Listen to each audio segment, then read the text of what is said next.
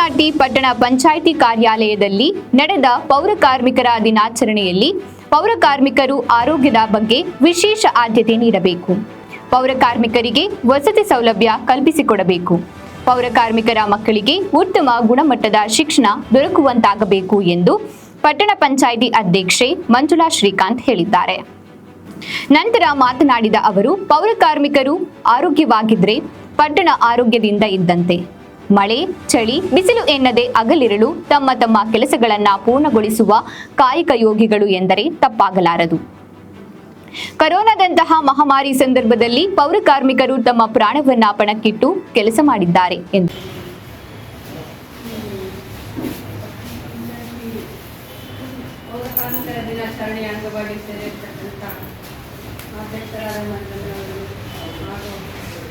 ಮುಖ್ಯಾಧಿಕಾರಿಗಳಾದ ಶ್ರೀನಿವಾಸ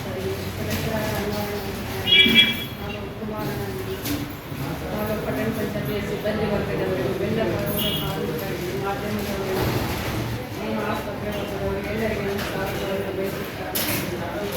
ಇನ್ನು ಪೌರ ಕಾರ್ಮಿಕರನ್ನು ಹೇಳುವುದೇ ಪೌರ ಕಾರ್ಮಿಕರ ದಿನಾಚರಣೆ ಅಂತ ಹೇಳಬಹುದು. ಪಂಚಾಯತಿಯ ಒಂದು ಹೃದಯ ಅಂತ ಹೇಳ್ಬೋದು ಪೌರ ಕಾರ್ಮಿಕರು. ಯಾಕಂದರೆ ಮನುಷ್ಯನಿಗೆ ಹೃದಯ ಇಲ್ಲ ಅಂತಂದರೆ ಮನುಷ್ಯನೇ ಇರಲ್ಲ. ಹಾಗೇನೆ ಪಂಚಾಯತಿಗೆ ಅವಶ್ಯಕತೆ ಭಾಳ ಇರುತ್ತೆ.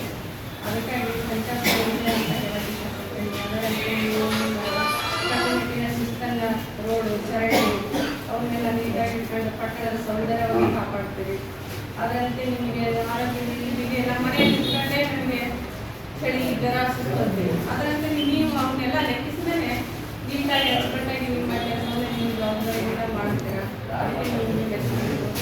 ಸರ್ಕಾರದಿಂದ ಬಂದಂಥ ಮೂಲಭೂತ ಸೌಕರ್ಯಗಳನ್ನು ನಿಮಗೆ ಬೇಗ ಒದಗಿಸಬೇಕು. ಹಾಗೆಯೇ ನೀವು ಆರೋಗ್ಯದ ಕಡೆ ಗಮನ ವಹಿಸಬೇಕು. ಇಷ್ಟು ಹೇಳಿ ನನ್ನ ನಿಮ್ಮ ಆರೋಗ್ಯ ಐಶ್ವರ್ಯವನ್ನು ಪೋಷಕ ಕಾಪಾಡಿ ಅಂತ ಹೇಳಿ ಉಪಾಧ್ಯಕ್ಷೆ ಸರ್ವಮಂಗಳ ಉಮಾಪತಿ ನಂತರ ಮಾತನಾಡಿ, ಪೌರ ಕಾರ್ಮಿಕರ ದಿನಾಚರಣೆ ಕೇವಲ ಒಂದು ದಿನಕ್ಕೆ ಸೀಮಿತವಲ್ಲ. 365 ದಿನವೂ ಪೌರ ಕಾರ್ಮಿಕರನ್ನು ನೆನಪಿನಲ್ಲಿಡಬೇಕಾದಂತಹ ಅದ್ಭುತವಾದ ಸೇವೆ ಪೌರ ಕಾರ್ಮಿಕರು ನೀಡುತ್ತಿದ್ದಾರೆ. ನಿಮ್ಮ ಮಕ್ಕಳನ್ನು ಪೌರ ಕಾರ್ಮಿಕರನ್ನಾಗಿ ಮಾಡಬೇಡಿ. ಮಕ್ಕಳ ಭವಿಷ್ಯವನ್ನ ರೂಪಿಸಿಕೊಳ್ಳಲು ಶಿಕ್ಷಣ ಕೊಡಿಸಿ ಎಂದರು. ಪೌರ ಕಾರ್ಮಿಕರು ಪ್ರತಿದಿನ ಬೆಳಗ್ಗೆ ಎದ್ದು ಚಳಿ, ಗಾಳಿ, ಮಳೆಗೆ ತೆಗೆದೇ ತಮ್ಮ ಕಾರ್ಯದಲ್ಲಿ ತೊಡಗಿ ಕಷ್ಟಗಳನ್ನು ಸಾರ್ವಜನಿಕ ಮತ್ತು ಸ್ಥಳಗಳಲ್ಲಿ ಮತ್ತೆ ನೀರು, ಕಸ ಎಲ್ಲ ಸ್ವಚ್ಛತೆಯನ್ನು ಶುಚಿಗೊಳಿಸುವುದರಿಂದ ಸಾರ್ವಜನಿಕ ಆರೋಗ್ಯವನ್ನು ಕಾಪಾಡುತ್ತಾರೆ. ಸಹಕಾರಿಯಾಗಿರುವುದರಿಂದ ಕೊರೋನಾದಲ್ಲಿ ಸಹ ಸಂಕಷ್ಟದಲ್ಲಿ ಸಮಯದಲ್ಲಿಯೂ ಕಾಪಾಡಿಕೊಂಡು ಬಂದಿದ್ದಾರೆ. ಸೊಳ್ಳೆಗಳಿಂದ, ವೈರಾಣುಗಳಿಂದ ನಾವು ಕಾಪಾಡಿಕೊಂಡು ಬಂದಿದ್ದಾರೆ. ಅವರನ್ನು ಮತ್ತೆ ಅವ್ರಿಗೂ ಎಲ್ಲರಿಗೂ ನಮ್ಮ ಪರವಾಗಿ ಹೃದಯಪೂರ್ವಕ ಧನ್ಯವಾದಗಳನ್ನು ಹೇಳ್ತೇನೆ.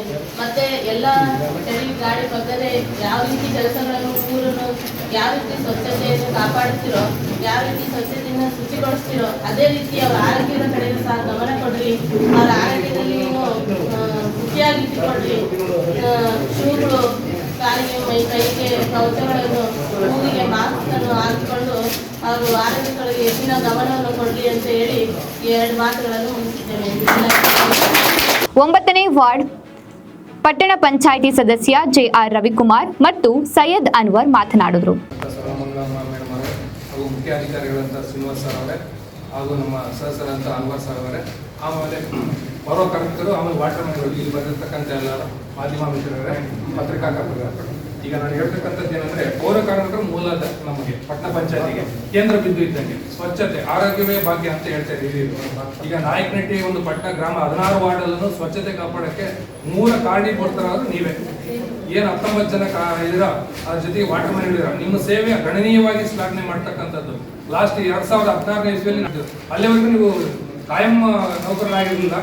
ನೀವು ಇದು ವೇತನವನ್ನು ಪಡಿತಿದ್ರೆ ಸರ್ಕಾರ ಮಟ್ಟದಲ್ಲಿ ನಮ್ಮ ಹಿಂದಿನ ಬಾಡಿ ಒಳಗೆ ರೆಗ್ಯುಲೈಸ್ ಮಾಡಿ ನಿಮಗೆ ಕಾಯಂ ನೌಕರರಾಗಿ 19 ಜನ ಪೌರ ಕಾರ್ಮಿಕರಾಗಿ ರೆಗ್ಯುಲೈಸ್ ಆದ್ರೆ, ವಾಟರ್ ಮ್ಯಾನ್ 4 ಆದ್ರೆ, ಇನ್ನು ಉಳಿದ್ರೆ ಕೆಲವರು ಇದ್ದಾರೆ. ಆಗಲೇ ಇನ್ನೊಂದು 2ರಿಂದ 4 ಜನ ಇದ್ದಾರೆ ಹಿಂದೆ ಸೇವೆ ಮಾಡ್ತಾರೆ. ಅವರಿಗೂ ಇದೇ ರೀತಿ ನಿಮಗೆ ಕಾಯಂ ನೌಕರರಾಗಿ ಪರಿಗಣಿಸಬೇಕು. ಅದನ್ನ ಏನು ಮಾನದಂಡ ಇದೆಯಾ ಅದನ್ನ ನೋಡ್ಕೊಂಡು ನಿಮ್ಗೆ ಮಾಡ್ಕೊಡ್ತೀವಿ.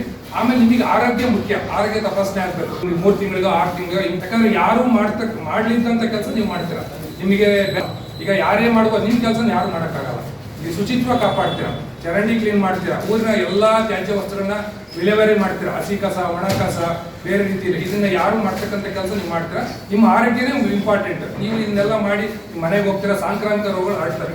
ಅದಕ್ಕೆ ನಿಮಗೆ ಏನು ಫೆಸಿಲಿಟಿ ಬೇಕೋ ನಮ್ಮ ಮುಖ್ಯಾಧಿಕಾರಿಗಳಿರ್ಬೋದು, ಹೆಲ್ತ್ ಇನ್ಸ್ಪೆಕ್ಟರ್ ಇರ್ಬೋದು, ಅಥವಾ ನಮ್ಮ ಸದಸ್ಯರು ಇರ್ಬೋದು, ಅಧ್ಯಕ್ಷರು ಉಪಾಧ್ಯಕ್ಷರು ಎಲ್ಲರೂ ನಿಮ್ಗೆ ಎಲ್ಲಾ ರೀತಿಯ ಒಂದು ಸವಲತ್ತುಗಳನ್ನ ಕೊಡ್ತೀವಿ. ಸರ್ಕಾರದ ಮಟ್ಟದಲ್ಲಿ ಇನ್ನ ನಮ್ಮ ಅನ್ವರ್ ಸಾಹೇಬ್ ಹೇಳಿದ್ರು ನಮ್ಮ ಸ್ನೇಹಿತರು ನಿಮಗೆ ಮನೆ ಆಗಬೇಕು ಅಂತ. ಅದು ಮನೆ ಯಾವ ರೀತಿ ಆಗ್ಬೇಕಂದ್ರೆ ಈಗ ಏನು ಡೆವಲಪ್ಮೆಂಟ್ ಆಶ್ರಯ ಲೇಔಟ್ಗಳಾಗ್ತಿದವ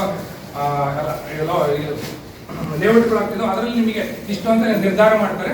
ನೀವು ಇಷ್ಟಂತ ಹಣ ಕಟ್ಟಬೇಕಾಗುತ್ತೆ. ನೀವು ಹಣ ಕಟ್ಟಿದಾಗ ನಿಮಗೆ ಮನೆಯನ್ನ ನಾವು ಮಾಡ್ಕೊಡಕ್ಕೆ ಒಂದು ರೂಪಾಯಿ ಯೋಜನೆಯನ್ನ ಮಾಡ್ತೀವಿ. ಇಷ್ಟು ಹೇಳೋ ಅವಕಾಶ ಮಾಡ್ಕೊಡ್ತಾರೆ. ಎಲ್ಲರಿಗೂ ಧನ್ಯವಾದಗಳು. ಈ ಸಂದರ್ಭದಲ್ಲಿ ಉಪಸ್ಥಿತರಾದ ಪಟ್ಟಣ ಪಂಚಾಯಿತಿ ಮುಖ್ಯಾಧಿಕಾರಿ ಓ ಶ್ರೀನಿವಾಸ್, ಆರೋಗ್ಯ ಇಲಾಖೆಯವರು ಪೌರ ಕಾರ್ಮಿಕರಿಗೆ ಆರೋಗ್ಯ ಶಿಬಿರ ಹಮ್ಮಿಕೊಳ್ಳಲಾಯಿತು. ಪೌರ ಕಾರ್ಮಿಕರಿಗೆ 7,000 ರು ಚೆಕ್ ವಿತರಣೆ ಮಾಡಿದ್ರು. ಪಟ್ಟಣ ಪಂಚಾಯಿತಿ ನೌಕರರು, ಪೌರ ಕಾರ್ಮಿಕರು, ಆರೋಗ್ಯ ಇಲಾಖೆ ಸಿಬ್ಬಂದಿಗಳು ಹಾಗೂ ಇನ್ನು ಇತರೆ ಜನರು ಹಾಜರಿದ್ದರು.